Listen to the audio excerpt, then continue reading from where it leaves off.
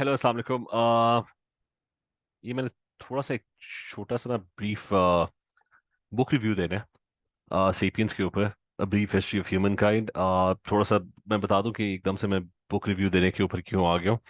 तो हुआ ये कि for the last 6-7 days I was completely cut off from the internet.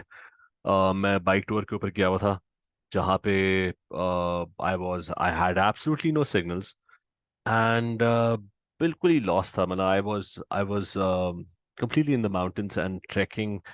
तो वहां पे मेरे पास करने को कुछ नहीं था। तो what I did was that I searched my phone and somebody had messaged me a PDF, and the PDF was of this book, which is *Sapiens: A Brief History of Humankind*, and this is written by Yuval Noah Harari। और बड़ी interesting book थी। तो book की कहानी ये कि anthropology के ऊपर है। It's the total history. It's like a condense version. मतलब मैं ऑब्वियसली दिस इज नॉट, होता ही है कि sometimes you read a book which kind of blows your hair back. आप हमेशा यूज्ड टू होते हैं of thinking about things in a certain way, culture के बारे में, म्यूजिक के बारे में, हिस्ट्री के बारे में। We are all kind of brainwashed into believing things, into thinking things in certain patterns। लेकिन कभी कभार होता है कि अगर आप किताबें पढ़े ना, तो होता ही है कि they take you to a quiet place। और वहां पे ना, when they take you to a quiet place, वहां पे एक बंदा फिर आपसे बात करना शुरू करता है और आपको समझाना शुरू करता है कि भाई जो आप समझ रहे थे ना, वो शायद उस तरह नहीं है। आपके दिमाग में क्वेश्चंस उठते हैं। तो this is one of those books जिसने थोड़ा सा, मतलब my perspective on life and world view on everything, it kind of slightly change that. 40 साल की उम्र के अंदर अगर अभी भी ये सब कुछ हो रहा है, तो that means I I still have a lot to learn. So it gave me a direction कि भाई there are other patterns of thinking out there. There's a lot of scientific research that backs those patterns, and so it was a wonderful book। तो थोड़ा सा मैं idea दे दूं, brief history of human kind basically anthropology की summary है। कि it starts of with biological revolution के where did it kind of gives a small overview of the 8 million year history of humankind। Remember हमारी जो history है ना, जो modern humans की हिस्ट्री है, वो तो बहुत ही छोटी है। वो तो 2-3 हज़ार साल पहले, उस 3 हज़ार साल पहले भी ना, हमें वे नॉट रियली श्योर कि हमें कुछ पता भी है कि नहीं। कि मतलब फॉर एग्जांपल पिरामिड्स, ठीक है, इंडस वैली सिविलाइजेशन, कि वो कितनी पुरानी है। अगर मैं if I just Google it,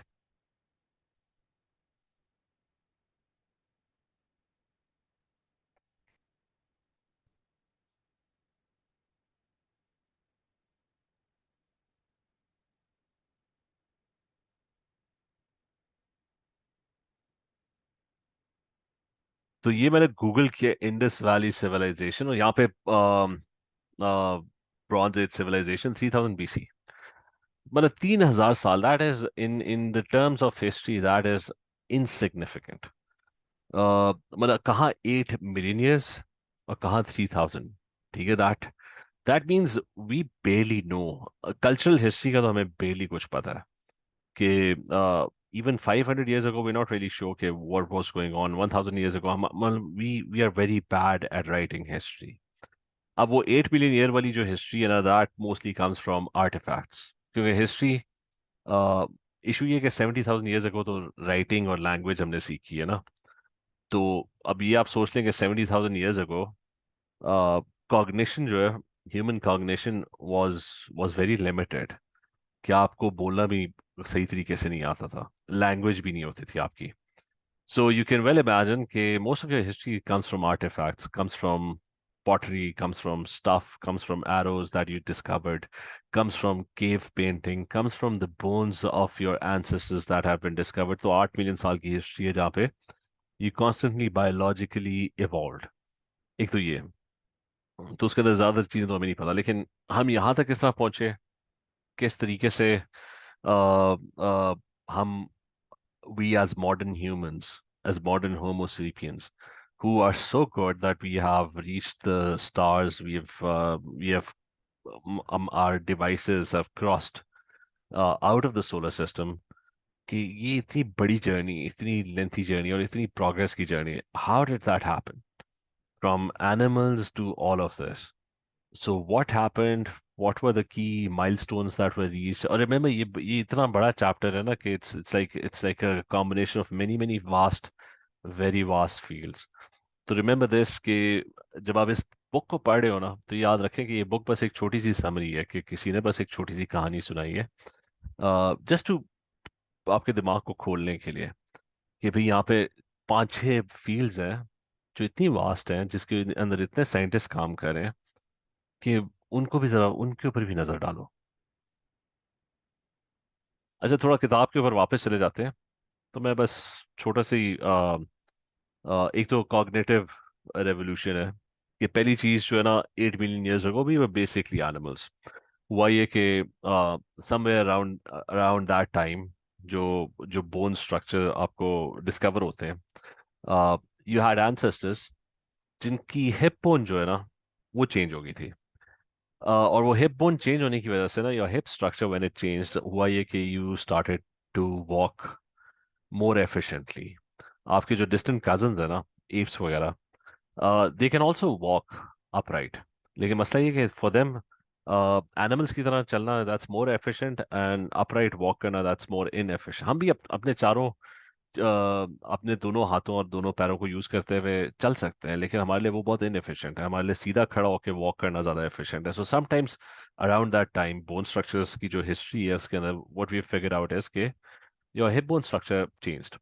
बहुत सारी रीजंस हो सकती हैं। उसकी रीजन ये थी कि, मतलब जो मेन साइंटिस्ट को नजर आती है वो तो यही थी कि अफ्रीका के अंदर ट्री कवर जो है वो कम हो गया, सवानास ग्रीव, एंड सवानास के अंदर यू हैड टू वॉक। तो ऑब्वियसली वो जीन्स जो हैं, they they became more successful, that favoured upright walking, क्योंकि आपको ऊंचा होके दूर दूर तक देखना पड़ता था। एक तो आप एपेक्स के प्रेडेटर नहीं थे, आप bottom of the food chain थे, total bottom of the food chain. शेर अगर हंट करता था, हंटिंग तो आपके दिमाग में बहुत देर बाद आई है। आप, you were the lowest predator, मतलब लोएस्ट प्रेडेटर क्या, सारे आपके ऊपर ही अटैक कर रहे होते थे। शेर हंट करता था, शेर का गोश्त बचता था, वो फिर कोई हाइना खाती थी, फिर चून, मतलब फिर बाकी सारे जानवर जब खाना खा लेते थे ना, तो पीछे हड्डियां बचती थी। तो आपका काम होता था कि आप वो पत्थरों के साथ ना, वहां से आपने टूल सीखे, पत्थरों से वो हड्डियां तोड़ते थे, और उसके अंदर जो बोन मैरो होता था, उसको आप फिर खाते थे। तो आप अपना हाल देख लें कि थ्रू आउट ह्यूमन हिस्ट्री ये आपका मेजर वो था कि फूड सोर्स थी। You were not the apex predator, और आप bottom of the food chain थे। आप रूट्स, वो जो गैदरिंग वाला पार्ट है ना, फ्रूट्स तो होते नहीं थे। ये फ्रूट्स जो आपको मॉडर्न फ्रूट्स नजर आ रहे हैं, ये तो एक मॉडर्न जेनेटिक एवोल्यूशन है, कि आपने एवोल्यूशन को स्पीड अप किया हुआ है।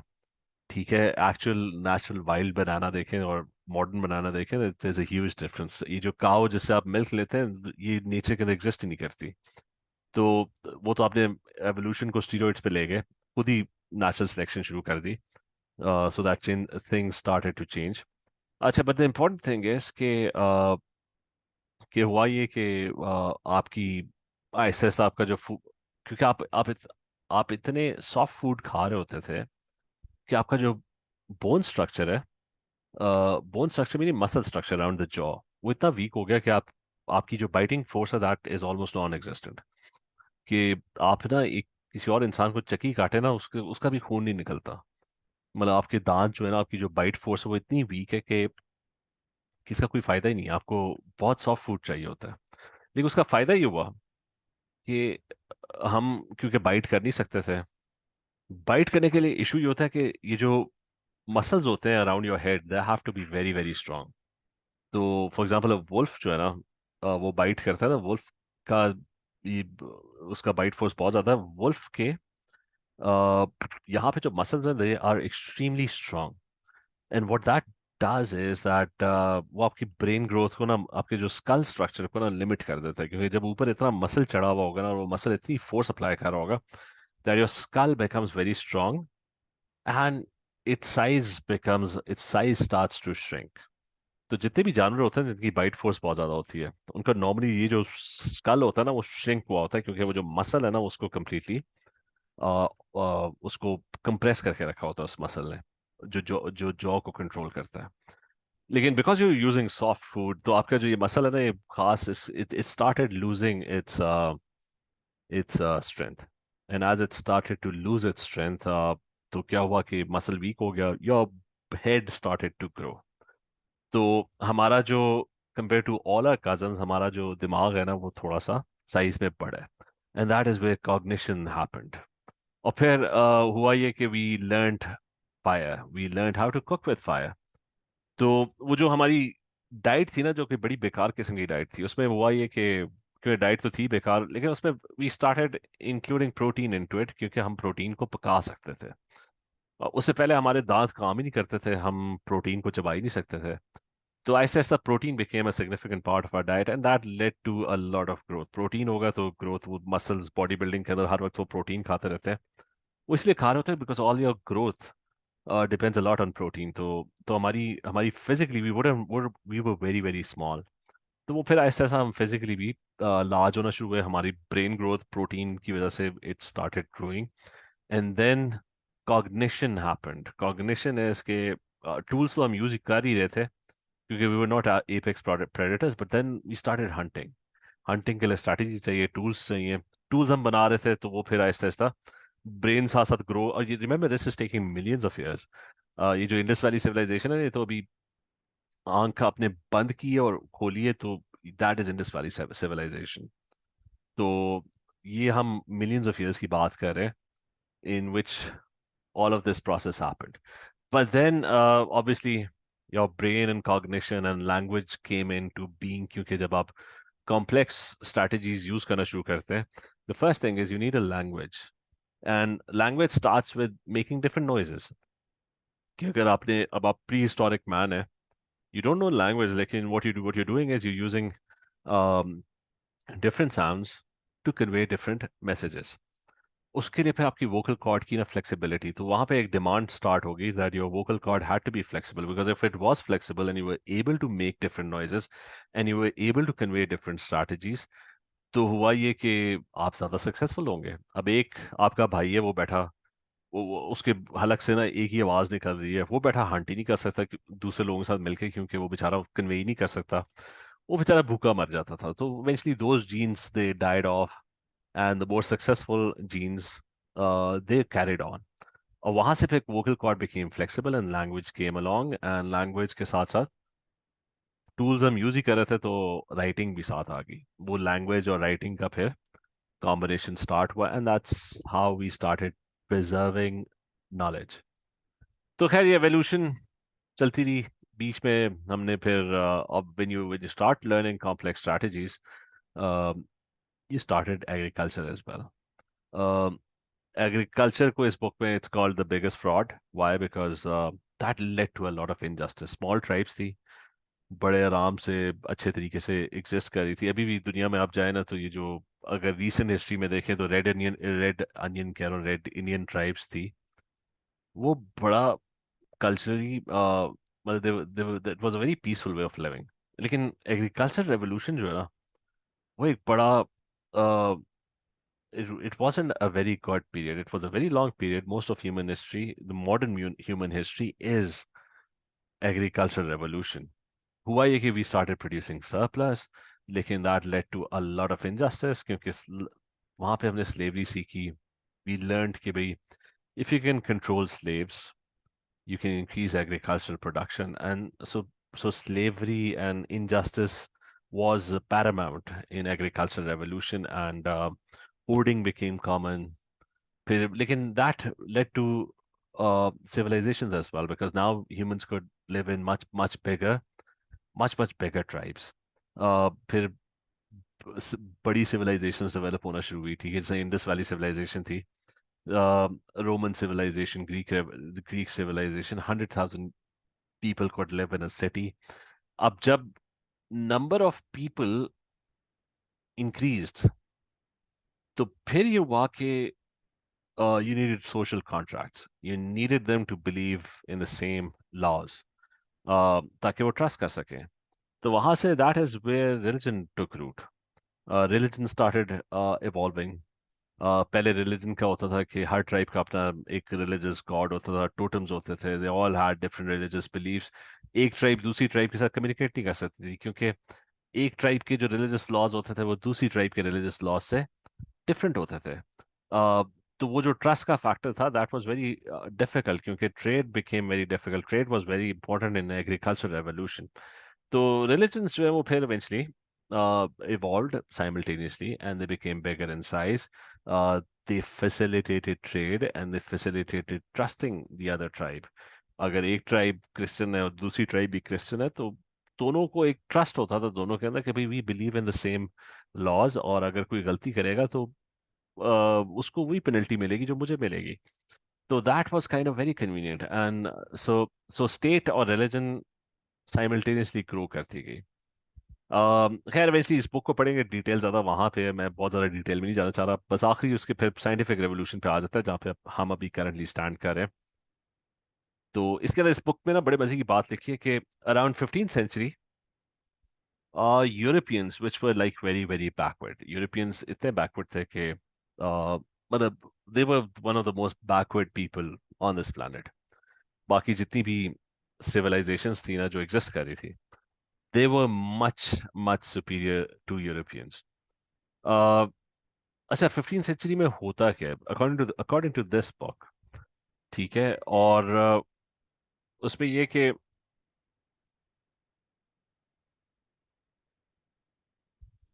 हेलो। हाँ जी, हाँ जी।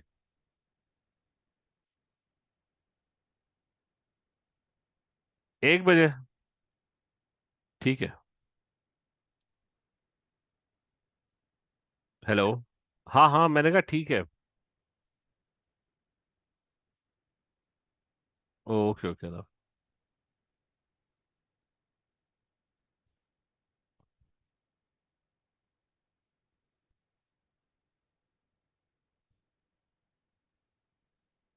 अच्छा, यहाँ पे स्पेन पे ना मसला ये हुआ कि ये जो यूरोपियंस जो कि बैकवर्ड, कंसिडर्ड बैकवर्ड, इन्होंने एक चीज डिस्कवर की कि इग्नोरेंस जो है ना, that really really page of.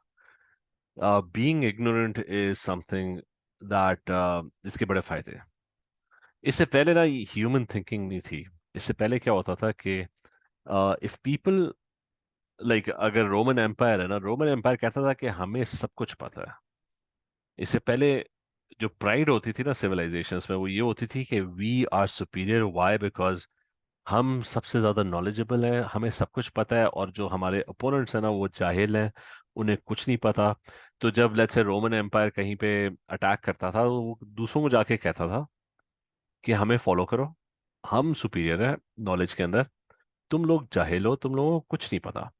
ठीक है, तो पॉइंट है इसके, इससे पहले ह्यूमंस में ना लर्निंग का, क्योंकि लर्निंग के लिए ना एक बहुत इंपॉर्टेंट चीज़ है ये एडमिट करना कि हम जाहिल हैं।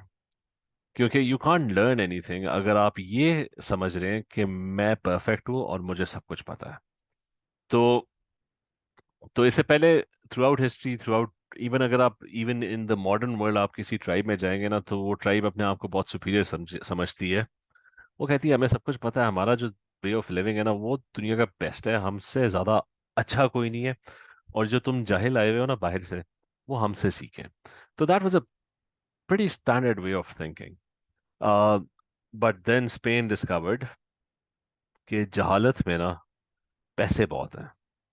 हुआ ये कि so that was the first time when, और ये मेरे ख्याल से क्रिस्टोफर कोलंबस या वो जो भी बंदा था जिसने अमेरिका डिस्कवर किया था, ये वहां से ये एक मूवमेंट स्टार्ट हुई, which is basically all revolving around जहालत।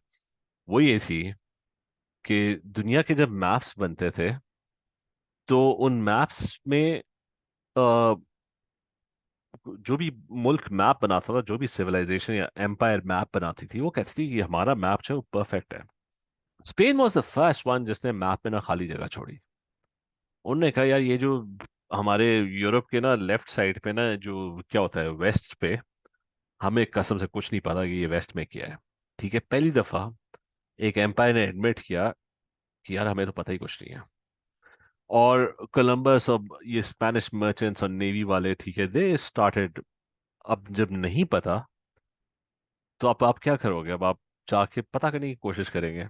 तो वो फिर गए वहां पे, and eventually they discovered America, and 20-30 years के अंदर they had started colonising America, and they discovered कि भाई एक चीज हमें नहीं पता थी ना, उसका हमें इतना फायदा हुआ।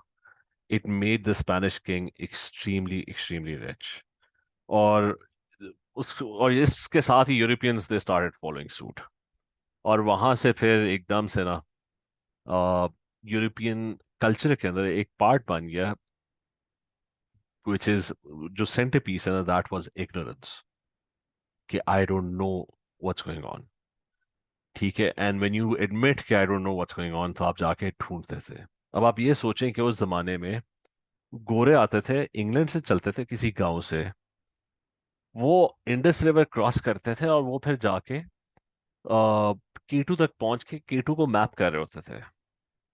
और उसका फायदा क्या था? उसका फायदा ये था कि जब उनको कोई नई चीज पता लगती थी ना, फिर वो उससे पैसे कमाते थे, अपॉर्चुनिटी क्रिएट होती थी, और पैसे बनते थे। तो ignorance became bliss, and that is the fundamental foundation of the scientific revolution. ये जो कल्चर है ना इग्नोरेंस का, that is now become a global culture, क्योंकि अब एक यूनिफाइड कल्चर है। कुछ मुल्कों को छोड़ के जहाँ पे जहालत जो है वो, हम बहुत सारे मुल्क हैं जो जहालत को गले लगा के बैठे हुए हैं, और जो कि दुनिया के सबसे बैकवर्ड मुल्क हैं। अपार्ट फ्रॉम दैट, जो ग्लोब है ना, entire globe, east to west, that has accepted this scientific revolution, and that is the discovery of ignorance. कि पहला स्टेप है कि मुझे नहीं पता कि क्या हो रहा है। गोरा जब इंडिया आता था, वो इंडिया आके ये नहीं बताता था कि यार आप लोग ना हमारी तरह, मतलब उसके अंदर एलिमेंट था वो। लेकिन वो ज्यादातर टाइम जब इंडिया आता था, वो बैठ के इंडिया डिस्कवर करने की कोशिश करता था। वो कहता था कि मुझे नहीं पता इंडिया में क्या है, तो क्यों ना मैं जाके एक्सप्लोर करूं इंडिया के अंदर क्या क्या चीजें हैं, इनका कल्चर कैसा है, इनके रिलीजन्स कौन से हैं। तो 20th सेंचुरी 18th सेंचुरी के अंदर जितनी भी किताबें लिखी गई, वो सारे गुरुओं ने लिखी थी, क्योंकि they wanted to discover, because they had this culture which is कि they were ignorant, and they needed to learn. और वहां से फिर अपॉर्चुनिटीज क्रिएट होती थी, फिर कैपिटलिस्ट सिस्टम उधर से डेवलप हुआ, and which is by the गोरा became the most, I mean they became really really rich. और वही कल्चर जो है वो अब further, we thinking, the way of thinking, how humans think, वो अब आपके चाइना ने भी अडॉप्ट किया हुआ है, जापान ने भी अडॉप्ट किया हुआ है, इंडिया ने भी अडॉप्ट किया हुआ है, फार ईस्ट ने भी अडॉप्ट किया हुआ है, Australia, south America, every country that has progressed thrives on that culture। और आपकी wheels of industry, everything runs on that। ठीक है। तो this is something that was very interesting, so just go and read this book, it's a very very nice book। it's a very very uh, मतलब अगर आपको एक short history पता करनी है, uh, so that you could sort of think in different ways, तो लाजमी ये किताब पढ़ें। It's highly recommended from me. और अगर इस तरह की कोई और किताबें, डू रेकमेंड दिस, नीचे कमेंट के अंदर ना छोड़ देना, ठीक है? I love to read more books. चलें, ओके एवरीवन, अल्लाह हाफिज।